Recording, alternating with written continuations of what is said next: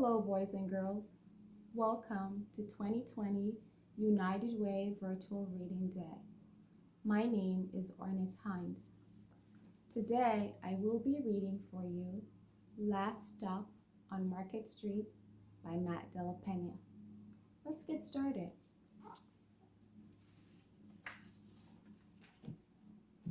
CJ pushed through the church doors, skipped down the steps. The outside air smelled like freedom, but it also smelled like rain, which freckled CJ's shirt and dripped down his nose. He ducked under his Nana's umbrella, saying, "How come we gotta wait for the bus in all this wet?" "Trees get thirsty too," his Nana told him. "Don't you see that big one drinking through a straw?"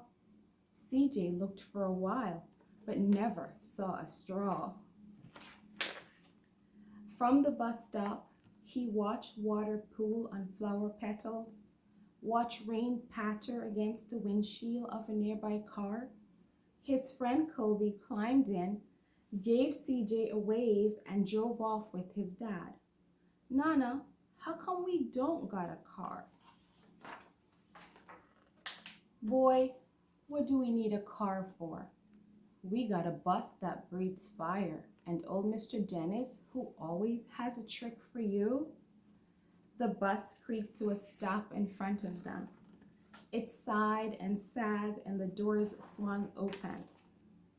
"What's that I see?" Mr. Dennis asked. He pulled a coin from behind CJ's ear and placed it in his palm. Nana laughed her deep laugh and pushed CJ along. They sat up front. The man across the way was tuning a guitar. An old woman with curlers had butterflies in a jar. Nana gave everyone a great big smile and a good afternoon. She made sure CJ did the same. The bus lurched forward and stopped, lurched forward and stopped. Nana hummed as she knit. "How come we always gotta go here after church?" CJ said. "Miguel and Colby never have to go nowhere."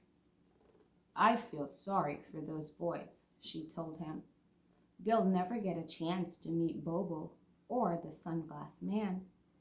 And I hear Trixie got herself a brand new hat." CJ stared out the window, feeling sorry for himself. He watched cars zip by on either side, watched a group of boys hop curbs on bikes. A man climbed aboard with a spotted dog. CJ gave up his seat. "How come that man can't see?"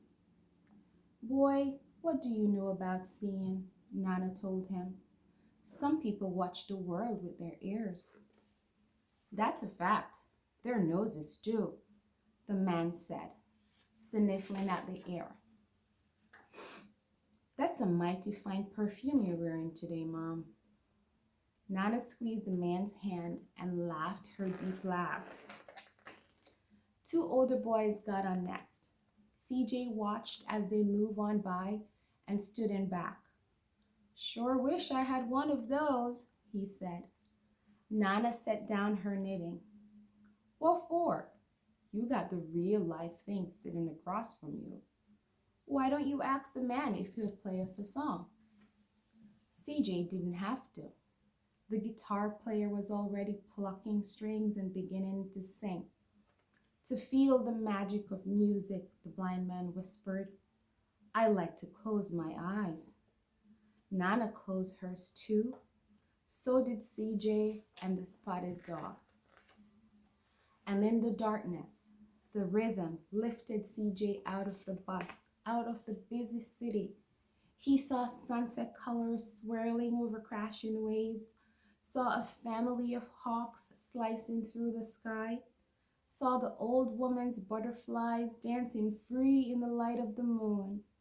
CJ's chest grew full, and he was lost in the sound, and the sound gave him the feeling of magic.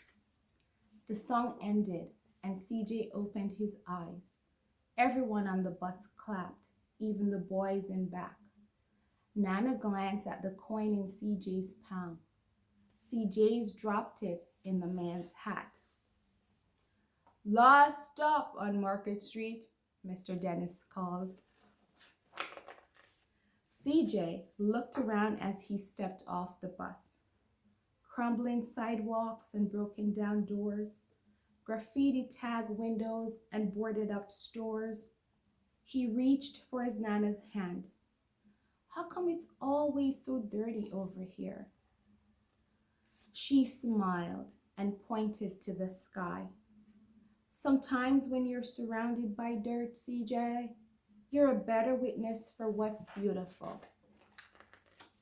CJ saw the perfect rainbow arching over their soup kitchen. He wondered how his Nana always found beautiful where he never even thought to look.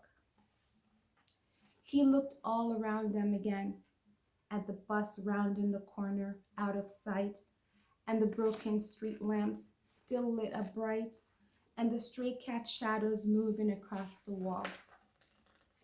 When he spotted their familiar faces in the window, he said, I'm glad we came.